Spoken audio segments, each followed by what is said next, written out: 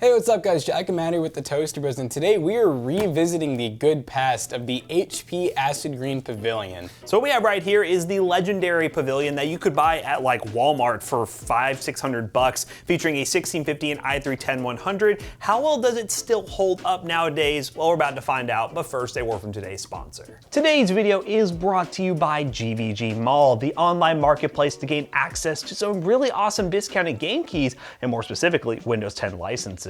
With Windows 10, it is so easy just to go onto the website using the link in the description down below, and then go to the Windows 10, click buy it now, add code TB20, then go to the checkout, put in your payment info, and then boom, you will get within a few seconds or a few minutes an activation code that you will go into Windows 10, put in the activation code, and it is fully legit. It will work out of the box, and you will have a fully activated Windows 10 license. We use GVG Mall for all the PCs we built here at the Toaster Bros, and so should you. So definitely check the link in the description down below and use code TB20 to save money on checkouts. So this PC now has really been out for like 2 years plus, and it has an i3-100 and a GTX 1650.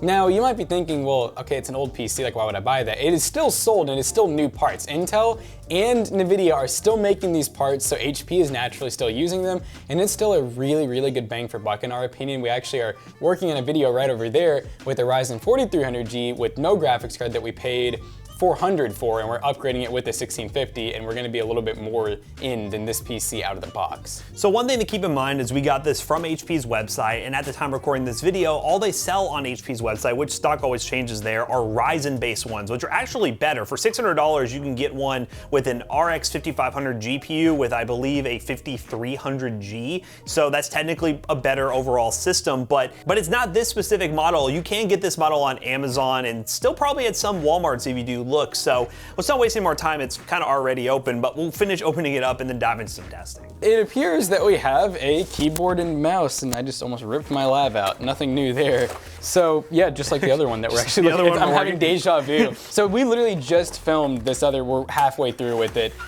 So maybe I in the top right corner. That video will be out first. Yeah, it should be out first, but I literally am like unboxing the same PC, it feels like. And that one actually has a 4300G in it. So as Matt was saying, it kind of fits with the times because they're not really selling the Intel ones at this very moment. It's kind of random. HP, I mean, they're a really big company, so they switch products a lot because they're selling a lot of these bad boys, and they got to be able to keep up. They got to be able to keep them in stock. So most people, when they go to Best Buy and Newegg, Walmart, Amazon, they're not really looking at like, you know, what specific CPU, because a lot of times people are buying these for office use. They really don't know. They're just like, does it have a Ryzen 3 or does it have an i3? Does it have a Ryzen 5 or an i5? So HP can kind of, you know, freely switch those as they want, and most people, I don't think are really gonna care. So one thing that is a little bit different on this one than the one that we just bought from Best Buy is it's acid green. It's OG. We got the acid green logo, and I assume, yeah, we got the underglow, which I do personally love. We got our i3 sticker on the front. We still have 4 USB 3s. We have a full-size SD card reader. We have a USB-C, which I always love to see. Then we have a combo headphone jack, and we got one more audio port, and then the same amount of USBs as always. Looks like 2 3s. 2 2s, and then a Ethernet. And then here's our graphics card display out. It's really basic. Is that a single fan or a single slot? It might be a single slot 1650. Yeah, curious how that looks, but we have a DVI and an HDMI, so not too bad in terms of ports. I'm gonna go ahead and grab a screwdriver. Need a flathead for this, and it's just one screw. I'm already expecting a single stick of RAM. 8 gigs, probably 3200 megahertz, but it could be less though, because this is just a 10100. Oh, and you were wrong, sir. It is 2 sticks. 2 sticks. HP stepping up. It is 8 gigs though, I believe. Or is it? Well, you know what? Let's whip one out. Sometimes when I buy stuff from HP, I do the upgrades, so I don't know if this worked. I could have forgotten that I did the upgrade, but yeah, 4 gig. Wow, look at them, dual channel. Yeah, I think that probably just naturally came with that. So.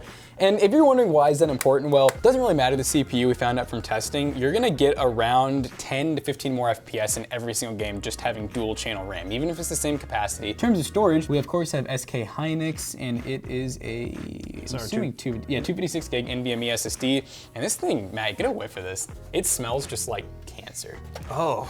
It smells like burning almost. This is where this is the end of us. Yeah, this is the end of HP right here. And so it's, okay, this is actually not really a single lane 1650. It's really weird, but it is in fact a single slot, but it really does take up 2. Sometimes, you know, cards will do that, but it still is a fairly beefy 1650. This actually came with this, which is weird to see. A lot of the, I wonder what this power supply must be more. It's 400 watts. Wow. Oh, that's way more. The one that we're upgrading right now, we're putting in a 1650 is a 180 watt power supply. We're having to adapt SATA over to 6-pin.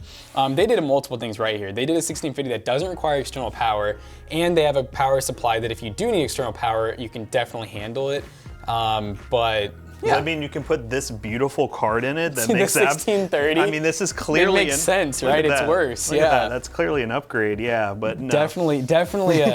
We've had this card for like 3 weeks, and we're just. Do you have any ideas, guys? Comment down below. Yeah, let us know down below what you think we should do with the 1630. But yeah, this system's just exciting because there's no upgrades that really need to be done. I mean, good graphics card. We have dual channel RAM. This i3, yes, it is an i3. A lot of people are like, oh god, an i3. I would bet will outperform something like a 3600 in most games, or it'll perform the same. Now, when you get up to like 5000 series, yeah, it's not gonna be as good as like a 5600. We've actually compared the i3s to the i5s in gaming, and some games we were really surprised to see they actually perform the same or even better with the i3. Some were a little bit worse. So yeah, what we're gonna go ahead and do is the usual. Load this thing up with some games and dive into some testing.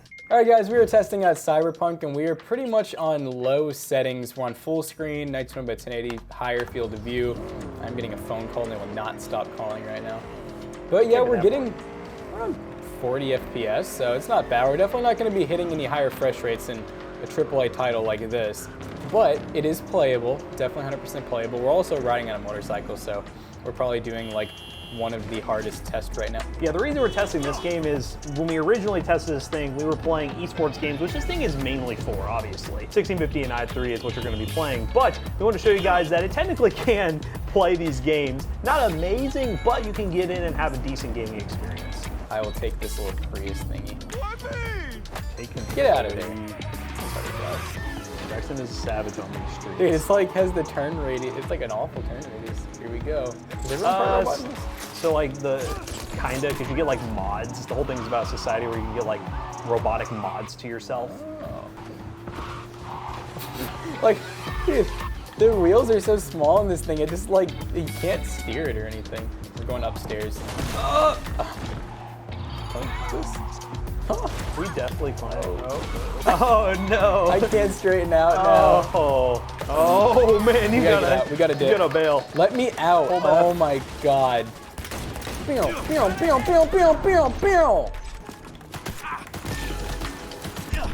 No, he got me. Oh, whatever. I didn't even do anything. He did nothing wrong. That was Cyberpunk AAA title.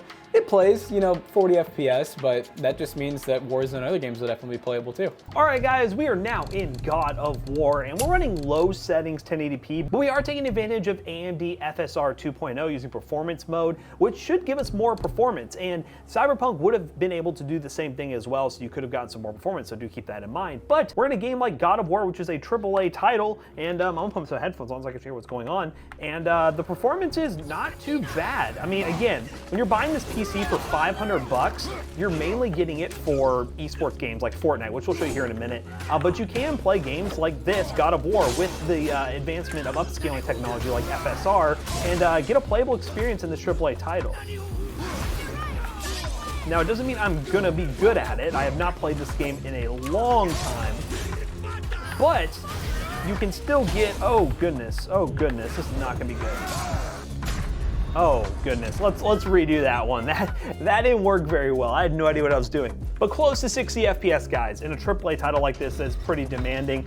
We're just using a 1650 also. I mean, this thing could be upgraded theoretically, but realistically, if you're gonna buy this tower, the beauty of the Pavilion is it is what it is. It's gonna do its purpose, and then at some point you should sell it and upgrade to something else. Some upgrading in terms of extra RAM, maybe, just maybe another GPU, because there's a 400-watt power supply in there, but I wouldn't go super high with it. That is the only downside with these systems. They are proprietary, so if you're gonna be looking at, let's say, building your own system, theoretically it could be the same cost, but the reason we review these pre-builds is because not everyone wants to build their own PC. So yeah, I mean, 60 FPS, close to 60 with some dips here and there using AMD FSR 2.0, which is coming to a lot of popular titles. So yeah, that was actually a pretty decent run. Now what we're gonna go ahead and do is play some Fortnite to show you guys why you would purchase this PC as opposed to some of the things that kinda are its limits, like these AAA titles. All right, guys, we are now in Fortnite, which is definitely a game that is meant for this PC. A lot of people bought this game, not this game, this PC for Fortnite, this game too. But we're gonna drop in, we're on performance mode, medium view distance and everything, and you can get close to a high refresh rate experience with this setup. And there's something talking to me right now, I don't know what this is. But yeah, look at that. Close to 200 FPS in performance mode. you're playing high refresh rate Fortnite, this thing is an easy plug and play option if you just aren't someone who wants to build a computer.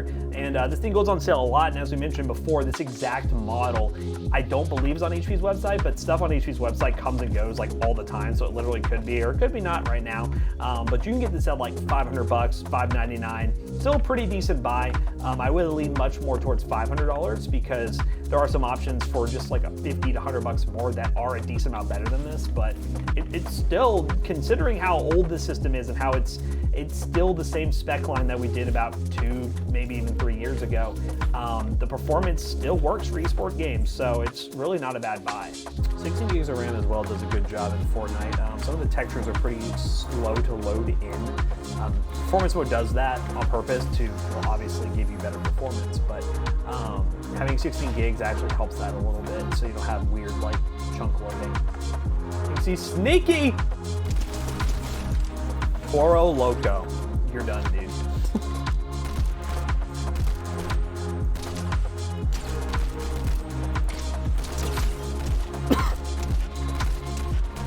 That was an experience. Oh! Oh! No! Stop building! What? Ooh, not fast enough, buddy. I'll build it.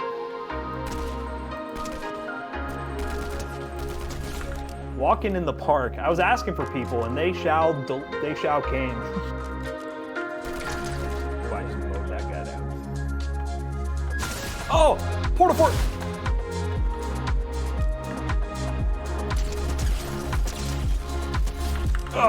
Steve, you're done. Oh! What the hell? That guy was hiding in the ceiling and he dropped on me. That's Fortnite for you. I'll play 5th though. That's some long Fortnite game. We'll be looking at 14 minutes. 15? Nice.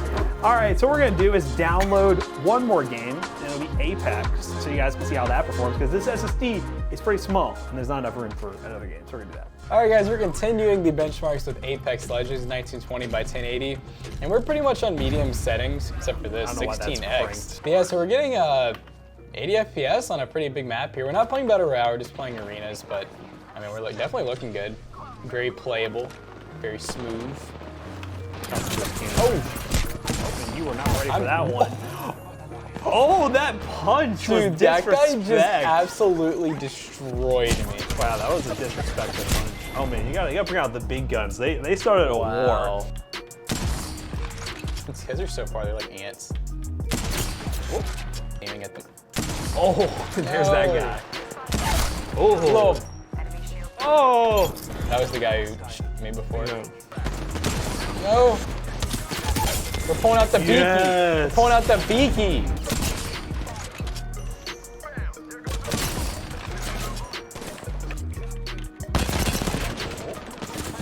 Oh, no, not this guy again. Oh. He brought his ult too. This guy's so dirty, man. The decoy. These guys are dirty.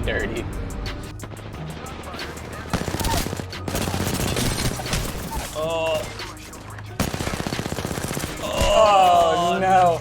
You can't hit me. You can't hit me. You can't hit me.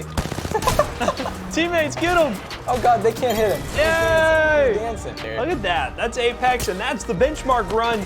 The Green Pavilion can still play games. I mean, that's a 1650 of course it can. Let's just wrap this video up real quick.